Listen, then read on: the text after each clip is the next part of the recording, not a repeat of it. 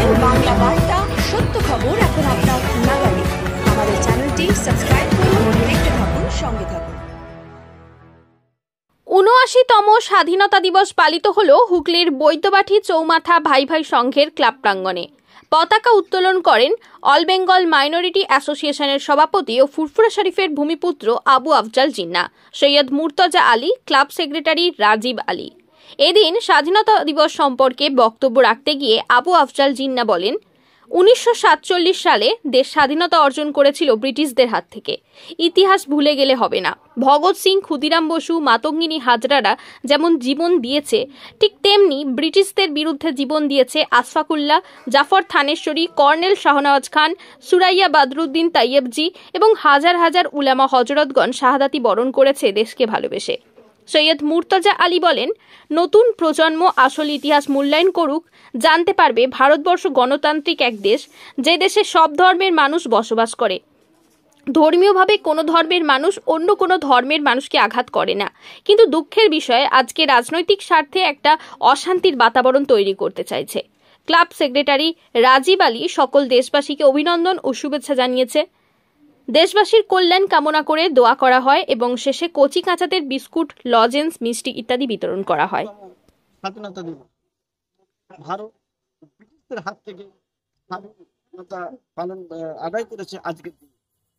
আজকের মূলত আমরা মনে করি যে পূর্বপুরুষরা যেমন সেই সময় মাতঙ্গিনী হাজরা এবং সুভাষচন্দ্র শুরু করে এবং ওলামা ইকরাম হাজার হাজার, যেমন মোহাম্মদ আলী, শওকত আলী, ভগৎ সিং, ক্ষুদিরাম বসু ইত্যাদি সমস্ত শ্রেণীর ধর্মের মানুষ সেই সময় ব্রিটিশদের বিরুদ্ধে একটা হয়েছিল।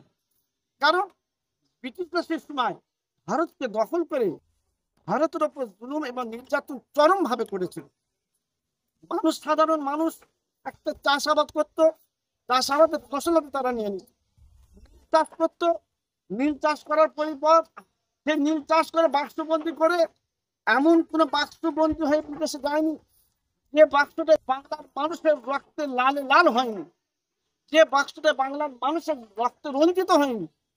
অত্যন্ত বেদনার বিষয়, জুলুম এই অত্যাচারের বিরুদ্ধে প্রচার হয়েছে।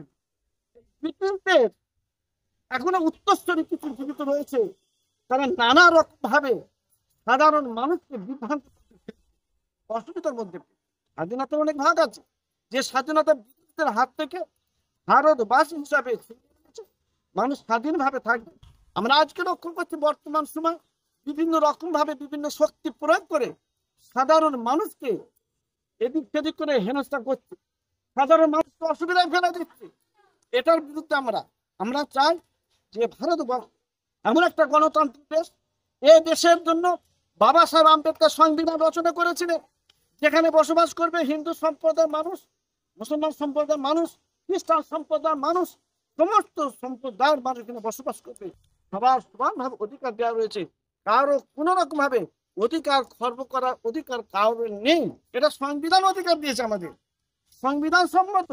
আর আমরা দেশকে ভালোবাসি, আর আমাদের পূর্বপুরুষরাই তো দেশকে ভালোবেসে তারা জীবন দিয়েছে, রক্ত ঝরিয়েছে, জানমাল কুরবান দিয়েছে। জাফর থানেশ্বরী শুরু করে কাতার কাতুল্লাহ ইকরাম, কাসেম নানতুবি শুরু করে মোহাম্মদ শওকত আলী শুরু করে সবাই ঝাঁপিয়ে পড়েছিল দেশকে ভালোবেসে। আমি বললাম যে কর্নেল শাহনওয়াজ খান তিনি সেদিনে ব্রিটিশদের পতাকা ছিঁড়ে দিয়ে লাল কেল্লার মাথায় তিনি দীপ্ত কণ্ঠে যে সেদিনে তিনি এই পতাকা, তেরঙ্গা পতাকাটা, এই তেরঙ্গা পতাকা সেদিনে ছিলেন। আজ ভারতবর্ষের সর্বত্র পথ করে ওড়ে তেরঙ্গা পতাকা, যার রূপকার হলেন সুরাইয়া বাদরুদ্দিন তাইয়েবজি। তাই বলবো যে আমরা আমাদের পূর্বপুরুষরা দেশকে ভালোবেসেছে, আর আমরা আজও দেশের প্রতি শ্রদ্ধা, দেশের প্রতি ভালোবাসা, আমাদের কোন রকম কার্পণ্যতা থাকবে না। আমরা দেশকে ভালোবাসি, দেশের প্রতি আমাদের ভালোবাসা, দেশের প্রতি আমাদের শ্রদ্ধা সর্বদা ছিল, আছে, আগামী দিনে থাকবে। এই ভারতবর্ষ এটা হচ্ছে আমাদের গর্ব, সারা পৃথিবীর পক্ষে শ্রেষ্ঠতম একটা গণতান্ত্রিক বড় দেশ ভারতবর্ষ। তাই আজকে আমি এখানে সংক্ষিপ্ত সভাপতি all Bengal minority association Abu Afzal.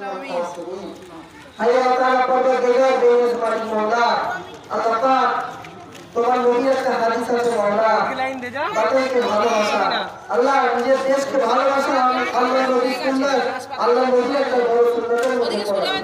আল্লাহ সেই সুন্নাতকে প্রতিষ্ঠিত করার জন্য আল্লাহ এই 15 আগস্ট আমরা সকলে মিলে উদযাপন করলাম মাওলা।